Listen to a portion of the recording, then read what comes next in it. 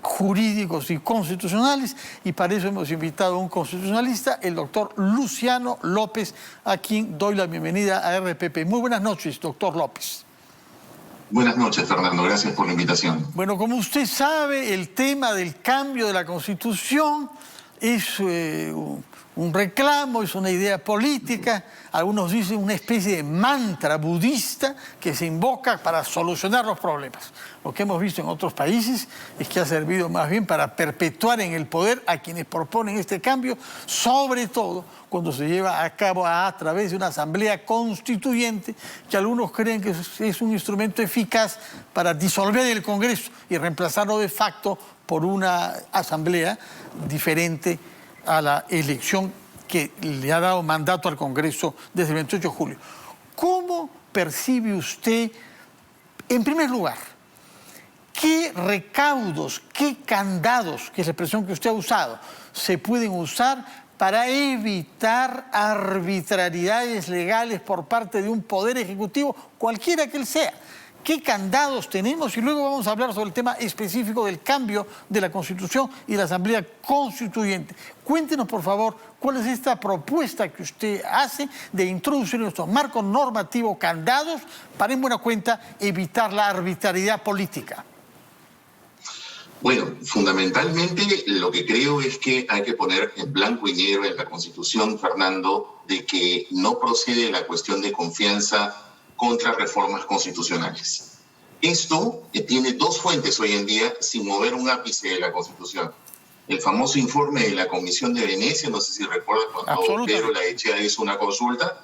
Bueno, el informe de la Comisión de Venecia dijo, además sumamente autónomo, muy neutral, que duda cabe, señaló que no es conveniente que puedan generarse cuestiones de confianza contra proyectos de reforma constitucional porque estas debiesen ser pensadas, punto número uno. ¿Por qué estas tienen que ser, perdón, puede repetir? Tienen que ser pensadas, tienen que ser meditadas, tienen que generar un espacio de reflexión y sobre todo de socialización con la ciudadanía. De grosso modo, palabras más, palabras menos, lo que dijo la Comisión de Venecia, y además que fue de alguna manera en un punto de vista coincidente con lo que dijo el Tribunal Constitucional en el fallo mayoritario del caso de la disolución del Parlamento, porque recordaremos que se ganó por 4-3, o sea, muy pegada la votación, pero en ese voto mayoritario, Fernando, una de las cosas que hizo el tribunal, más allá, yo no estoy de acuerdo con el tema de la denegación fáctica, el tribunal la bendijo allí, pero la contrapartida fue que sí el tribunal señaló que no es conveniente, tampoco, alineándose un tanto con la Comisión de Venecia, plantear cuestiones de confianza contra reformas constitucionales, que las cuestiones de confianza tienen que plantearse contra políticas generales de gobierno y que estas sí pueden estar materializadas en proyectos de ley, que duda cabe. Pero otra cosa es un proyecto de ley de reforma, porque en esas circunstancias, más o menos lo mismo que dijo la Comisión de Venecia, se estaría colocando una presión indebida sobre el Parlamento respecto de un tema que, como mencioné hace un momento, requiere de un mayor debate, de una mayor reflexión y de una socialización de la propuesta con la ciudadanía. Entonces, allí ya existe, como ves, una suerte de candado, pero es una sentencia del tribunal y muy apretada. Entonces, lo más recomendable... Además que no la ha proscrito, dice que no es conveniente, pero no considera que sea anticonstitucional. Sí, bueno, o sea, dice que no es conveniente y como que de ahí deriva, pero mira, a lo mejor estamos en el Perú, tomemos cosas claras, ¿no? Y por eso es que en una propuesta que comenté contigo hace una semana, creo que en la Constitución debiese estar mejor claramente establecido que no procede contra proyectos de reforma constitucional. Punto número uno. Punto número dos, creo que en ese escenario es fundamental el Tribunal Constitucional. Creo que el Tribunal Constitucional, lo hemos comentado en otras oportunidades, en tu programa, en algunos otros espacios, siempre hemos dicho, la Constitución del 93 estableció un modelo pernicioso en el que colocó todas las llaves de la selección y de la elección de magistrados en las manos del Parlamento. ¿Cuál es el resultado? Bueno, y además está decirlo, Fernando, todos lo conocemos, siempre han sido más que accidentadas las elecciones. ¿Cuál puede ser un buen modelo? Un buen modelo puede ser el que separe el proceso de selección del de elección. hay un órgano de reclutamiento personal, un headhunter, como dicen hoy en día, ¿no? Natural que existe en el Estado para jueces y fiscales de todas las instancias, la Junta Nacional de Justicia. Por eso es que, por ejemplo, yo he hecho un planteamiento en el que la Junta Nacional de Justicia podría encargarse del proceso de selección. Hay que aumentar el número de jueces porque 7 es un número antitécnico. Lo conversamos la vez pasada, lo vuelvo a recalcar. Jueces no, ¿no? Miembros de la Junta, dice usted. No son jueces, ¿no? Los miembros de la Junta. No. Estoy hablando del Tribunal Constitucional. O sea, lo que estoy diciendo es que la Junta Nacional de Justicia se encarga de... Claro, más de 7, ¿por qué? Porque es un órgano de deliberación que no puede tener un número tan ajustado. Ahí está la muestra. Hemos tenido 2 casos históricos, como muestras un botón, ¿no?, de que en el caso de la vacancia bastaron 4 para que digan sustracción de la materia y se perdió un caso histórico tremendo en el que se pudo haber echado muchísimas luces sobre una figura también perniciosa como es la vacancia por incapacidad moral. Bueno, y en el caso de la disolución que estamos conversando es eso, ¿no? Entonces hay que hacer unos ajustes ahí a manera de candado. De acuerdo, hemos comprendido. Yo recuerdo que la vez pasada nos dijo que usted quería que sean 9 como las musas y no 7 como los pecados capitales. Vamos a retener esta idea. Vamos a retener esta idea. Hacer una pausa, por favor, después de la cual quisiera regresar a preguntarle, puesto que no se puede modificar la Constitución vía cuestión de confianza, ¿cómo sí se puede? ¿Y cuán aceptable es en nuestro marco normativo que se haga vía convocatoria de una asamblea constituyente? Nos va a explicar eso el doctor Luciano López después de una breve pausa.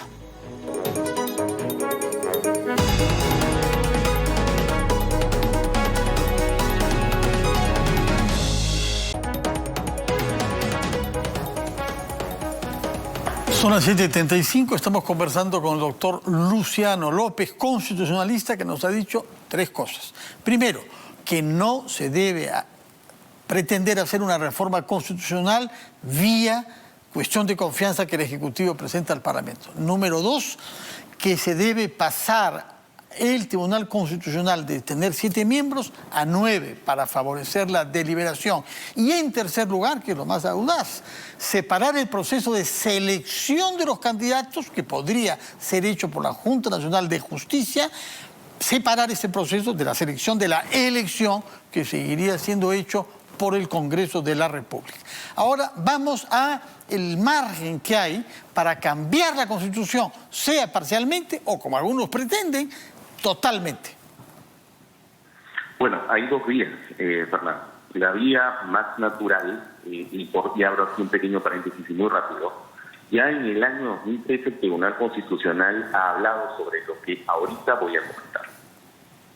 Una posibilidad es, se presenta un proyecto de ley de reforma constitucional, por ejemplo, si el contenido de esa ley puede ser el de una convocatoria de asamblea constituyente, se presenta y el proyecto, ¿quiénes lo pueden presentar? De acuerdo con el 206 de la Constitución, es el presidente de la República, cualquier congresista o el 0.3% de firmas ciudadanas, que más o menos son como 67.000 firmas. Y entonces ingresa al Parlamento. Si el Parlamento lo aprueba, el Parlamento entonces puede usar la fórmula general, que es la que usamos en diciembre del 2018, que se aprueba, se manda al presidente, el presidente no lo observa y simplemente convoca referéndum. La otra posibilidad es la que todos conocemos, que se omite el referéndum, aunque el Tribunal Constitucional ya dijo en esa sentencia en el año 2003 que siempre es mejor convocarlo a través del referéndum porque estás hablando de una materia muy delicada como sería una asamblea constituyente. Ese es vía 1.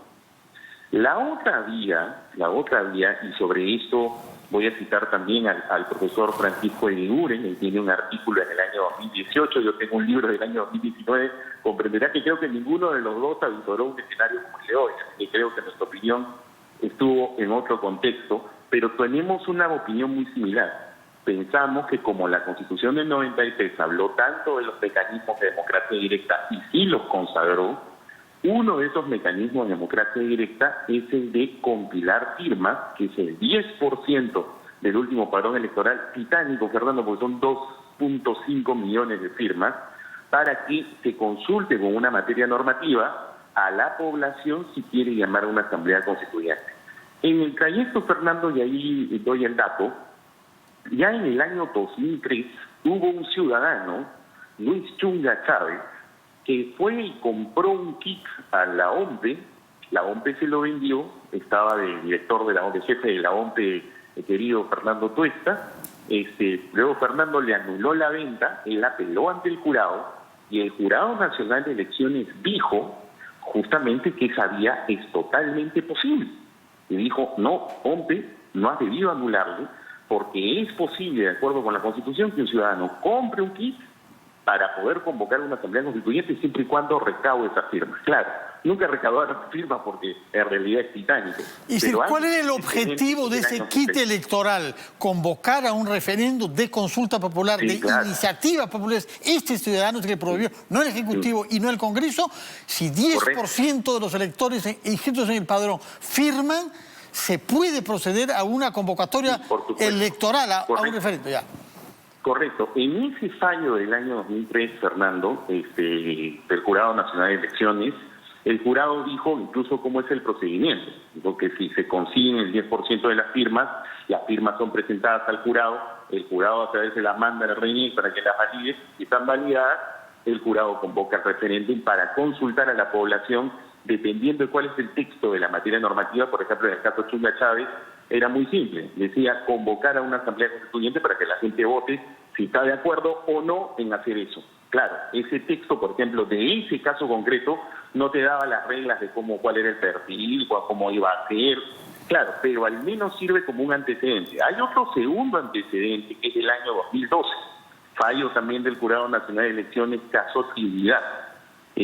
También existe el mismo antecedente y pese a las diferencias de tiempo, el Jurado Nacional de Elecciones otra vez hizo la distinción entre iniciativa legislativa de reforma, que es proyecto de ley, ese es el 0.3, y otra cosa es, dijo el jurado, lo que es comprar tu kit para hacer la tarea titánica de tratar de lograr convocar a un referéndum.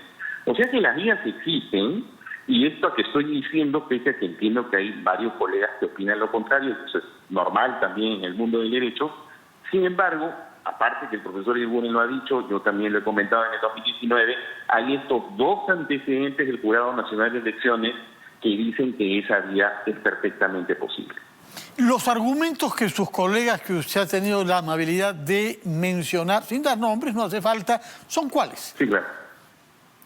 Básicamente hacen una interpretación literal del artículo 206, en el que, porque como el artículo 206 empieza igual que en la Constitución del 79, artículo 306 de esa Constitución, empieza diciendo, toda reforma constitucional debe ser aprobada por el Congreso. Entonces dicen, como dice toda reforma debe ser por el Congreso, entonces toda la reforma pasa por ahí. Sí, pues, pero es que hay un pequeño gran detalle. Una de las, como se dice en la jerga periodística, una de las pepas que tenía la Constitución del 93 cuando se hizo en el CCD de ese año, fue justamente los mecanismos de democracia directa. Eso fue lo que más se vendió en esa época. Y se consignaron en el artículo 31, y uno de ellos, son 4 mecanismos de democracia directa: el derecho de referéndum, el derecho de iniciativa legislativa, la rendición de cuentas y la revocatoria de autoridades. Y como acabo de mencionar, para que se pueda validar el argumento que estoy diciendo, hay 2 antecedentes del Jurado Nacional de Elecciones. Año 2003, caso Chunga Chávez. Año 2012, caso Trinidad. Doctor López, usted ha hecho referencia con mucha elegancia a los artículos escritos por usted y por su colega Eguiguren, el 18 y el 19, diciendo que por entonces nadie podía imaginar el escenario en el que estamos ahora. ¿Por qué no nos describe cuál es el escenario en que estamos ahora? Aquel que era inimaginable hace el escenario que sí, Fernando, te agradezco. Es el mismo escenario que conversamos la semana pasada. Pero hay gente que puede no haberse dado cuenta de cuál es el escenario, así que apelo a su pedagogía para explicar en términos jurídicos, naturalmente, cuál es ese escenario. ¿Cuál es ese escenario inimaginable? Escenario, yo lo he comentado, lo vuelvo a comentar. Como ciudadano tengo la preocupación de que nuevamente por un mal diseño de la Constitución 93 han pasado a la segunda vuelta 2 candidaturas que sumadas ni siquiera llegan al tercio. Bueno, es un defecto de la Constitución.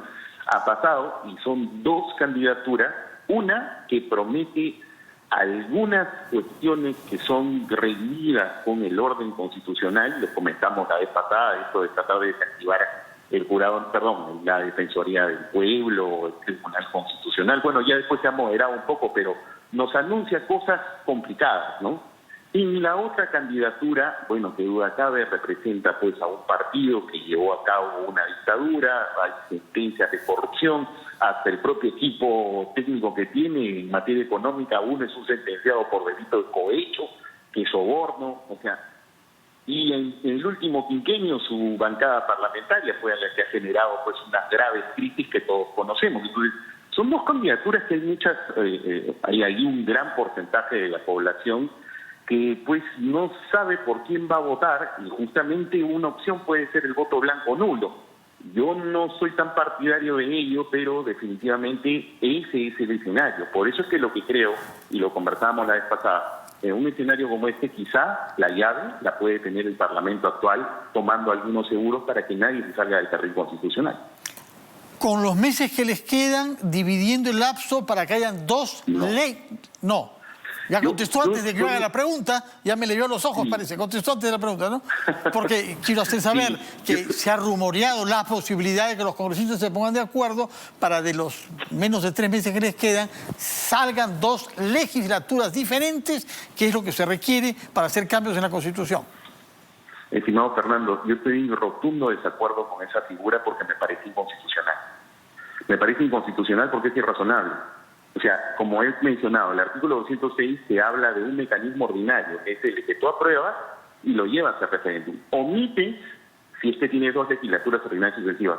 La única vez donde se ha partido una legislatura en 2 fue una situación ultra excepcional, que fue con la caída del Fujimorato en el año 2000, con la asistencia de la mesa de diálogo de la OEA. El punto no es ni siquiera comparable.